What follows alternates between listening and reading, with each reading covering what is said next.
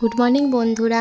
আজকে হচ্ছে ক্রিসমাস, কিন্তু দেখো সকাল সকাল আমি চললাম ডাক্তারখানায়, কারণ কানে হচ্ছিল প্রচণ্ড ব্যথা, আর সেই সঙ্গে কিছু শুনতেও পাচ্ছিলাম না। বাবাকে ফোন করেছিলাম, বাবা বললো ডক্টরস চেম্বারে চলে আসতে, আর বাবা ওখানে চলে গেছে। যাওয়ার পথেই দোকান থেকে কিছু জিনিস কিনে নিলাম, দরকারি জিনিস। এই দেখো চেম্বারে চলে এসেছি, বাবাও চলে এসেছিলো। দেখানোর পর আমি সোজা চলে গেলাম আমার বাবার বাড়িতে। তো ওখানে আজকে খাওয়া দাওয়া করব। আর এই দেখো যাওয়ার পথে নিয়ে নিলাম একটু কেক, কারণ আজকে ক্রিসমাস, কেক তো খেতেই হবে। আর এই দেখো সবাই মিলে গল্প হচ্ছিল, যাওয়ার পর কেক মিষ্টি খেলাম। আর দুপুরে এই দেখো এই সব দিয়ে লাঞ্চ করলাম, অনেক কিছুই ছিল। আর কিছু বললাম না, দেখতেই পাচ্ছ। এরপর হচ্ছে এই 3টে সাড়ে 3টে নাগাদ বাড়ি ফিরে যাচ্ছি, কারণ এরপর আমার বাচ্চাকে ঘুম পাড়াতে হবে, দেরি হয়ে যাবে নয়তো। আর যেতে যেতে এই দেখো এখানে পড়ে গেল রেলগেট। যারা যারা কাটোয়া থেকে ভিডিওটা দেখছো তারা জানোই কাটোয়ার বিখ্যাত হচ্ছে রেলগেট।